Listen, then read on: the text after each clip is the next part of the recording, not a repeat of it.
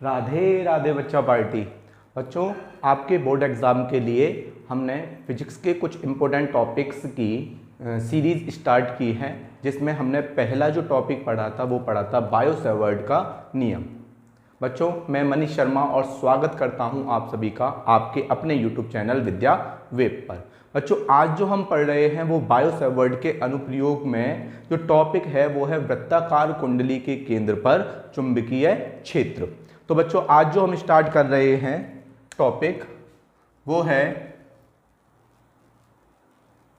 वृत्ताकार कुंडली के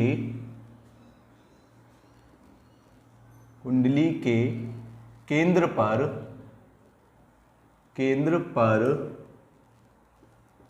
चुंबकीय क्षेत्र।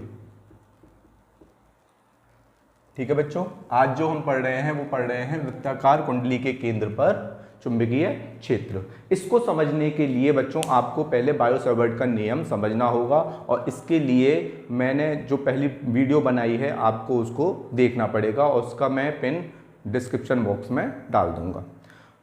तो बच्चों, होता क्या है कि वृत्ताकार कुंडली के केंद्र पर चुंबकीय क्षेत्र निकालने के लिए हमने जो परिमित लंबाई का तार लिया था बायो सेवर्ट में, उस परिमित लंबाई के तार को हम एक वृत्ताकार रूप में मोड़ेंगे, और वृत्ताकार रूप में जिसकी त्रिज्या कितनी रहेगी, आर रहेगी, और उसमें क्या प्रवाहित करेंगे, धारा प्रवाहित करेंगे। ठीक है बच्चों, एक परिमित लंबाई के तार को आर त्रिज्या के वृत्ताकार रूप में मोड़कर क्या करेंगे, वृत्ताकार कुंडली बनाएंगे। तो हमने क्या किया, हमने परिमित लंबाई का तार लिया और उसको एक लूप के तरीके से एक फेरे में मोड़ दिया। ठीक है बच्चों, ठीक। इसमें इस लूप में आई एम्पियर की धारा प्रवाहित की, आई एम्पियर की धारा प्रवाहित की। इस लूप का जो केंद्र है जहां पर हमें चुंबकीय क्षेत्र ज्ञात करना है वो है O। लूप की जो त्रिज्या है वो है R। ठीक है बच्चों, लूप की त्रिज्या कितनी है, R, और इसका केंद्र क्या है, O है। अब होगा क्या कि जब मैंने एक परिमित लंबाई के तार को मोड़कर एक लूप बनाया, तो लूप के, चूंकि हमने पहले माना था कि तो तार है वो छोटे छोटे अवयवों से मिलकर बना है, तो ये लूप जो बना है ये भी एक तार से बना है, तो ये भी क्या होगा, छोटे छोटे अवयवों से मिलकर बनेगा। तो इसका एक अवयव हमने माना, इसका अवयव है AB, अवयव है AB। ऐसे ही ये छोटे छोटे अवयवों से AB से मिलकर बना है। इस AB अवयव में इसका जो लंबाई है वो है dl, और इसका जो लंबाई सदिश है, इसका जो लंबाई सदिश है वो है इस तरीके से पॉइंट के अनुसार dl वेक्टर। क्या है, dl वेक्टर। ठीक है बच्चों, ये लंबाई सदिश हो गया dl वेक्टर। ये इस अवयव को बिंदु O से मिलाने वाली रेखा है R, जिसको हम बोलेंगे स्थिति सदिश। तो स्थिति सदिश और dl वेक्टर के बीच में जो कोण बनता है वो हो गया थीटा। ठीक है बच्चों, तो हमने क्या देखा, क्योंकि अवयव छोटा है तो छोटे से अवयव के कारण इस केंद्र O पर जो चुंबकीय क्षेत्र निकलेगा वो भी क्या निकलेगा, छोटा निकलेगा, और उस क्षेत्र का हमने नाम माना वो है dB। क्या क्षेत्र है, dB क्षेत्र है। तो बच्चों, इस dB की दिशा, चुंबकीय क्षेत्र की दिशा निकालने के लिए हम क्या करेंगे, मैक्सवेल के दाएं हाथ के नियम का उपयोग करेंगे। जब भी तार परिमित लंबाई का है तो परिमित लंबाई के तार के लिए हमेशा दाएं हाथ की हथेली नियम नंबर 1 का यूज किया जाएगा, और जब उस तार को लूप के माध्यम में मोड़ दिया जाएगा, लूप के तरीके से मोड़ दिया जाएगा, तो यहाँ पे जो चुंबकीय क्षेत्र की दिशा को निकाला जाएगा वो मैक्सवेल के दाएं हाथ के नियम से निकाला जाएगा। अब बच्चों, दाएं हाथ का नियम क्या कहता है कि जिस तरफ धारा बह रही है, मैक्सवेल के दाएं हाथ का नियम, जिस तरफ धारा बह रही है उस तरफ क्या करेंगे, उस तरफ उंगलियों को कर्ल करेंगे, उंगलियों को घुमाएंगे। तो जिस तरफ धारा बह रही है उस तरफ उंगली को घुमाने पर अंगूठा जिधर होगा, अंगूठा की दिशा जिधर होगी उधर ही क्या होगी, चुंबकीय क्षेत्र की दिशा होगी। तो देखो मैं धारा इस तरीके से बह रही है तो मैं इसको ऐसे कर्ल कर रहा हूं, तो अंगूठा कहाँ है, बाहर की ओर है, बाहर की ओर है, इसका मतलब यहां पे इस बिंदु पर चुंबकीय क्षेत्र की दिशा कहां होगी, बाहर की ओर, बाहर की ओर। ठीक है बच्चों, ठीक है। तो हमने क्या देखा, तो हमने बायो-सैवर्ट के नियम अनुसार, अब हमें इस पे क्या निकालना है, चुंबकीय क्षेत्र निकालना है। और चुंबकीय क्षेत्र कैसे निकलेगा, बायो-सैवर्ट के नियम से निकलेगा, क्योंकि ये क्या है, बायो-सैवर्ट का प्रयोग है। तो यहां पे लिखेंगे बायो-सैवर्ट के नियम से बिंदु P पर, बिंदु O पर चुंबकीय क्षेत्र।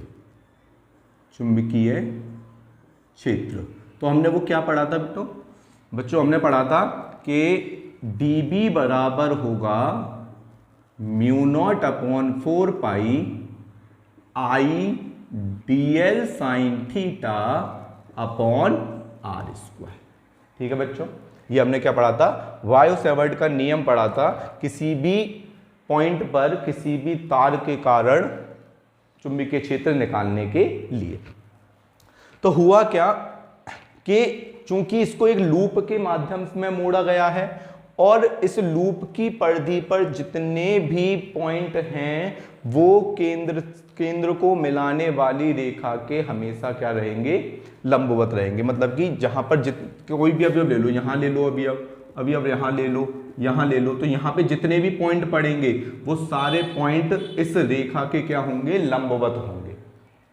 ठीक है, इसका मतलब dl वेक्टर और r वेक्टर के बीच जो कोण बनेगा, चूंकि dl वेक्टर व r वेक्टर के बीच कोण थीटा बराबर कितना हो जाएगा, 90 है। तो साइन 90 की वैल्यू कितनी होगी, साइन 90 की वैल्यू होगी 1। इसीलिए dB जो आएगा वो आएगा μ0/4 pi I dl upon r square. ठीक है बच्चों, इसको मैंने क्या ले लिया, इक्वेशन नंबर 1 ले लिया। ठीक है, तो हमने क्या देखा, हमने ये देखा कि बायो-सैवर्ट के नियम से हमने बिंदु O पर क्या निकाला, चुंबकीय क्षेत्र निकाला। तो चुंबकीय क्षेत्र कितना निकल के आया, dB is equal to μ0/4 pi I dl sin theta upon r square. तो ये जो निकल के आया है ये किसके कारण है, AB अवयव के कारण है। और AB अवयव का जो लंबाई सदिश है वो स्थिति सदिश से कितना एंगल बना रहा है, 90 एंगल बना रहा है, क्योंकि स्थिति सदिश लंबाई के हमेशा क्या रहती है, परपेंडिकुलर रहती है। ठीक है, अब क्या हुआ, तो जब हमने साइन 90 की वैल्यू 1 रखी तो ये आया dB बराबर μ0/4 pi I dl upon r square. तो बच्चों होगा क्या, ऐसे ही अगर मैं और अवयवों को, इस अवयव का मान निकालूं, इस पे इस अवयव के कारण चुंबकीय क्षेत्र निकालूं या इस अवयव के कारण चुंबकीय क्षेत्र निकालूं, तो सभी अवयवों के कारण जो चुंबकीय क्षेत्र होगा वो समान आएगा। ठीक है, इसलिए तब संपूर्ण कुंडली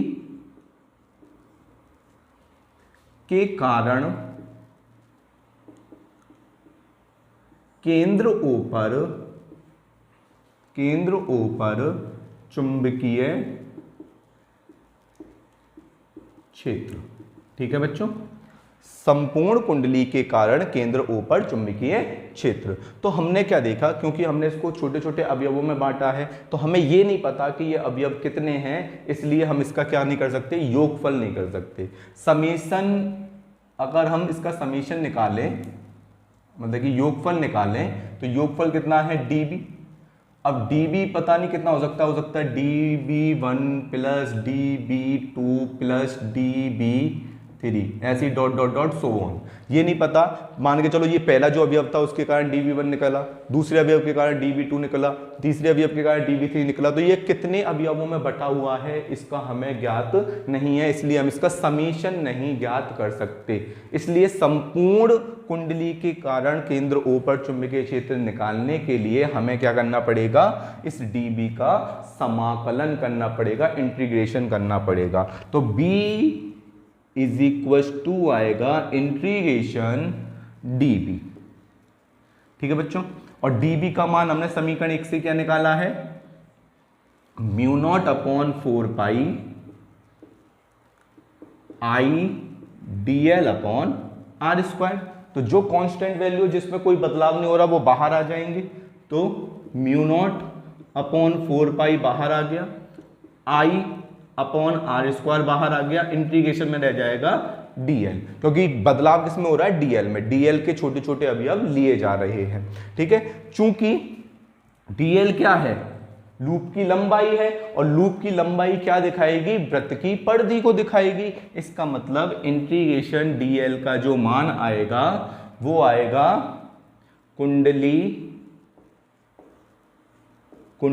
की लंबाई बोल देंगे, या इसको हम बोलेंगे परिधि। और कुंडली की परिधि, क्योंकि त्रिज्या क्या है, r है, धारा क्या बह रही है, I बह रही है, तो इसका मतलब 2 पाई r इसकी क्या होगी, परिधि होगी। ठीक है बच्चों, तो हमने b का मान क्या निकाला, b का मान निकल के आएगा mu naught upon 4 pi i upon R square into integration dl का मान रख देंगे 2 पाई r से बच्चों एक r कट गया, पाई से पाई कट गया, और 2 से 4 को काटेंगे 2 टाइम्स कटेगा, इसीलिए b का जो मान आएगा वो आएगा mu not i upon 2r।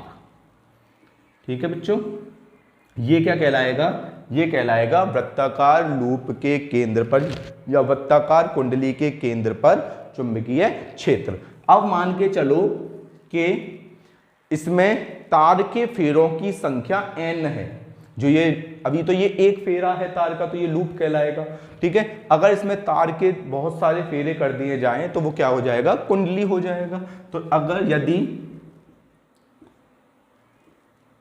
n फेरे हैं, n फेरों की कुंडली है, n फेरों की कुंडली